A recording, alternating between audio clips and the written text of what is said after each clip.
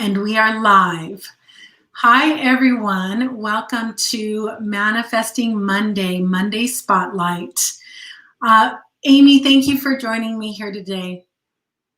Teresa, thank you so much for having me. I really appreciate it. It's my pleasure. I appreciate you coming on. So everyone, we are going to talk. So I have Amy here, Amy D. Long, as my guest, and we are going to talk about turning childhood trauma into empowerment as adults. Amy has gone through her own journey, and she's implemented a number of things to help her move from, holding on to the past to going into the future empowered. We'll talk about that a little bit here as we move forward. Hi, Doug. Thanks for joining. And so let me give you a little bit of background of how I know Amy. And we're just going to be here a short while. So those of you who are just joining, it's just going to be about 10-15 minutes of some really great information. So stick with us. So Amy and I have met through the Proctor Gallagher world. Amy is taking Thinking into Results, which is a game changer. Those of you who have taken it or are certified consultants, you know that. Amy and I belong to a reading group.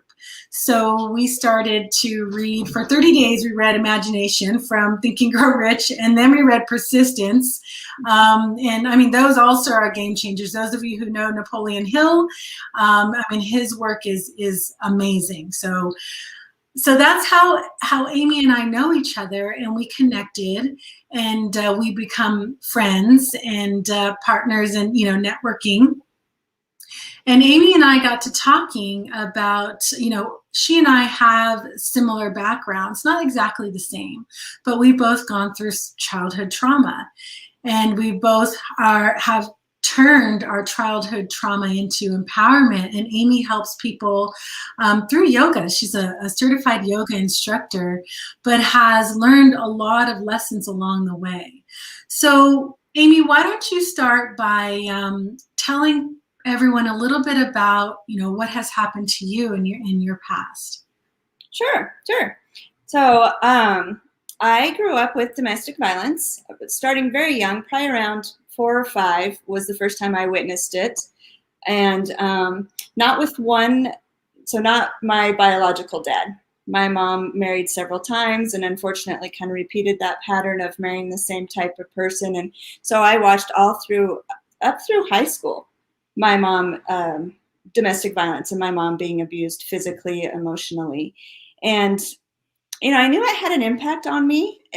I thought, how could it not? But it really wasn't until I was older that I realized it physically changed my brain. It changed how my brain wired. I wasn't raised in a secure environment.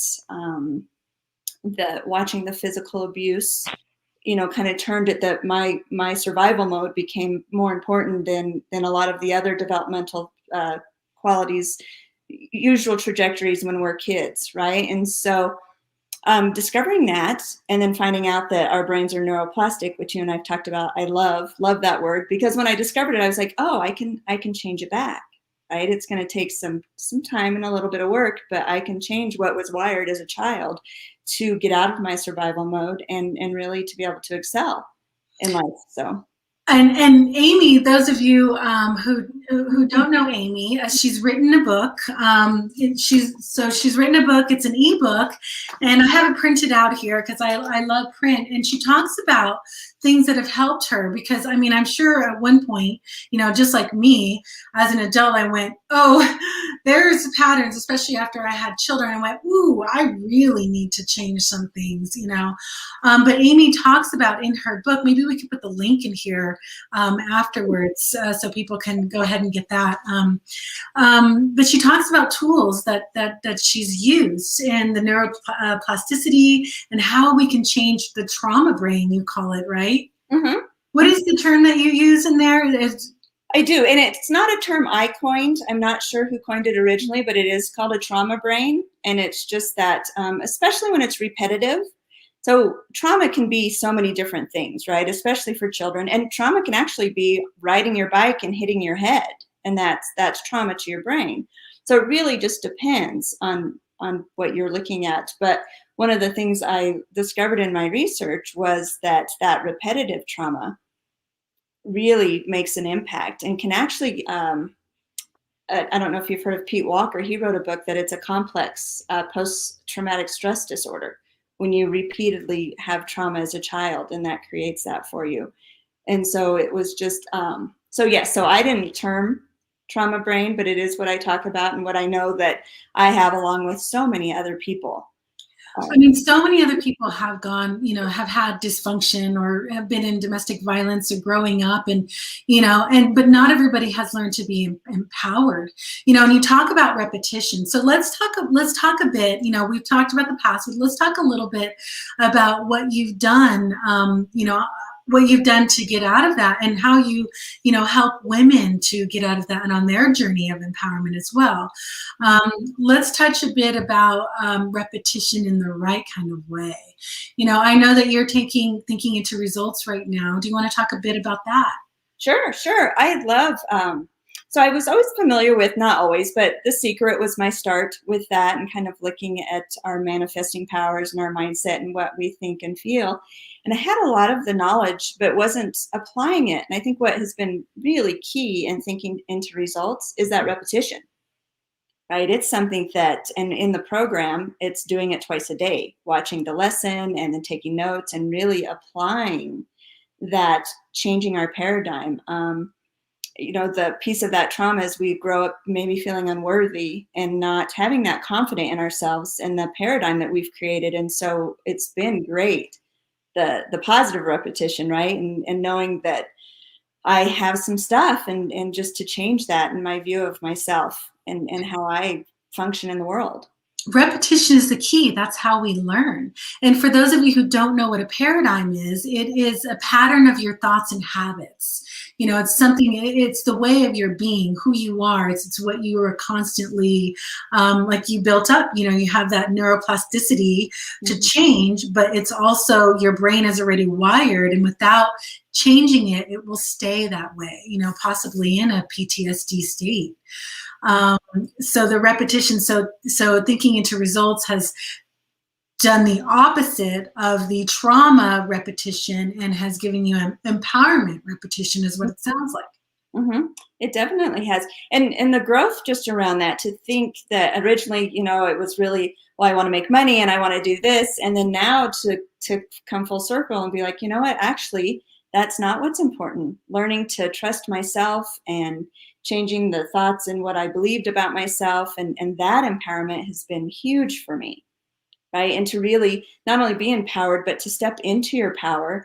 And it's why my business is called Showing Up, right? Because to show up for myself. And then I really want to cultivate that and support that with other women to show up for themselves, and whatever that looks like, right? That looks so different for each of us. And sometimes when we have a trauma brain, it's hard to do that. It feels very scary. I spent years trying to mindset myself, right? I'm like, I'm going to mindset myself, and not realizing that when you live in survival mode and your nervous system is hyper aroused, it's more difficult. You really have to drop into your body first. And that's my yoga. My first probably path of healing was when I started doing yoga back in 2008. And not understanding it, but doing different poses and crying. There were times that I would just cry in yoga, and I thought, what is going on with me? And it's that moving that trauma through your body and releasing it and letting it go. That's what you have to do. I mean, that really is, it's priceless, believing in yourself. That's huge.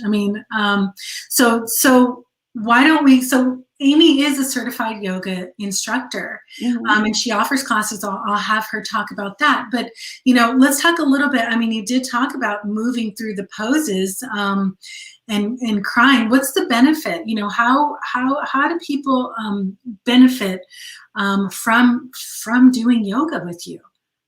And that's that benefit of moving the trauma out of your body. Our body, there's a great book, The Body Keeps Score.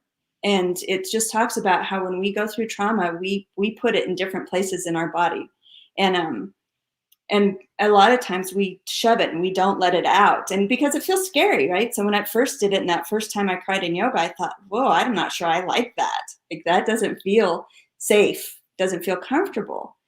But really it's such a healing, if you go with it and you let it go. And so yoga with me, and what I like to do with clients is to help them stay present, stay centered with it, stay in your body, not in your head, and really just let that go. Right. And it's such an intentional process to let it go. It almost becomes unintentional to shove it down, right? We do that just by habit. And so letting it go is an intentional process, and yoga, and we can do it in all other ways, but yoga is the mode that that I love and that I'm certified in and help others with. So I love that. Yeah, you have to get physical sometimes, to really let things go. And when they stick, so when those thought forms stick, they become disease.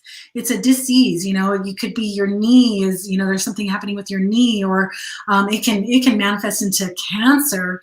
I know with my mother, I mean, there was so many things like other people here, have gone through some health issues. It's a lot of trauma from the past, and things that we're not letting go of. So we have here, hi Darren from Toronto. Thanks for joining. And Ken talks about, physical and emotional abuse is a terrible thing, as is emotional blackmail. I can relate to this and how it affects how you approach the world. I think the first step to changing things is to get out of the situation as fast as you can. It takes time to change things around, but it can be done, as this shows. Absolutely. And the one thing, Ken, and I know Amy, we talked about, as a child, I mean, you don't have, and I'm not sure if we actually talked about this in detail, but as a kid, and we both have gone through childhood trauma, you only have so many choices. Yeah. And so as you become an adult, you have more choices, and that's where showing up comes in, and that's where contacting Amy, she's done so much work. She even has a book, an ebook. It's an easy read, and it gears towards. Do you want to talk about that just a little bit before we turn off? So the book that I wrote is geared towards real estate sales. I've been a real estate agent since 2014, and so while the content and the tools are applicable to all of us, I did kind of gear it towards sales, because those sales, that's out of your comfort zone when you have to make a call or call somebody you don't know, and they're tasks that, for me, I would completely come out of my body into my, out here actually, not even into my head, and I wouldn't complete those tasks, and then I would be upset, why, and beat myself up, and what's wrong with me, not realizing that I really just needed to center, to calm my nervous system. Along with yoga, meditation has been really big for me, that quieting. And meditation doesn't mean that you have to sit silent and your mind is quiet, right? It's just the time that you stop and you focus inward and you come into your body, and it's huge. And so my book, like I said, while it is geared towards sales, it's got tools in there that are applicable to all of us who have had trauma. And one of the things, and to speak to Ken, in the Walker book I read, the Complex Post-Trauma PTSD, he talks about really recognizing and owning that we aren't in the trauma anymore, right? It was when we were kids, and we don't have to have that come with us any longer. We can let that go and move away from that. And while we sound like that's well, yeah, of course, our brain doesn't understand that, right? We're built for survival. We're built to be safe. And when we carry that with us into our adulthood, we have to remind ourselves that we're okay and we're safe, and that trauma's behind us. And now here's our life in front of us today, and we can do with it whatever we like, right? And to find our power and be empowered in that. It's just wonderful. It's been awesome to look at how I've behaved or how reactive I was, and to be like, oh, so I understand why. And then let's do these tools and let's pivot and change. We have the power to change. I mean, it's pretty fantastic that we have that choice, It is. you know. And I mean, it doesn't make it easier, but it is a choice. And so, Amy, why don't you tell everybody, because I know that you help women through, you know, yoga, and why don't you tell the women that are watching what kind of classes that you offer? So a couple different things that I offer. A friend and I are doing a package. We do a package together where she is a personal trainer, has been for 18 years. She does 30 minutes of strength training. And then I do 30 minutes of yoga, and not on the same day, they're separate days. And then we also have 10 minutes of coaching that we do, and we offer it at 4 weeks at a time and do it. And so it's been a great complement to the yoga and the strength training and just kind of getting your body moving. And then I myself offer one-on-one, and I can tailor that to however people want, right? If you want to do 15 minutes, 30 minutes, an hour, just really whatever anybody wants. It's been Zoom. You know, if they're here in Colorado and Fort Collins, more than happy to come personally. But with COVID, it's Zoom.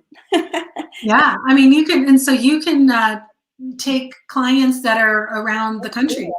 Yeah, internationally even. So, okay. Yeah, it's one. So yeah, so that's a good thing. And one of the things that you said, Teresa, that I think is why I'm doing this work is that trauma recovery it's a process, it's a path, it's a journey.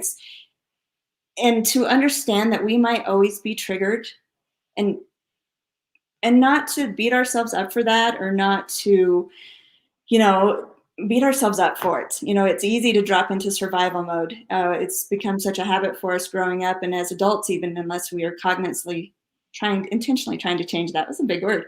And just to give ourselves grace. And so I've really tried to give myself grace, and it's grace now that I want to extend to other people, you know. And I love working with women. I don't just work with women, but it ends up being women, that to give yourself grace and to know that you are empowered and you have power, and you know, you're okay. You get more power when you give yourself grace and you stop beating yourself up. Yes. Nobody is perfect. And I mean, even Bob Proctor, which you're familiar with, you know, taking thinking into results, he even will say, you know, something will come up and he'll go, oh, get out of here. Like there's an old habit that, you know, he's going to talk about or something. He's like, oh, I didn't mean to say that. You know, I mean, and he's been studying, you know, working on himself for 60 years, you know, so it's just the way it is, that old paradigm, those old habits want to try to creep in, and it's up to us and say, no, you're not gonna. I have the power, and I'm gonna do things to help myself. Yeah, it's a journey, and it's not. Yeah, there's not a destination, right? We're never gonna get there and be fixed. And so I always hate that when people are like, "Oh, I got to fix myself." I'm like, "No, you don't.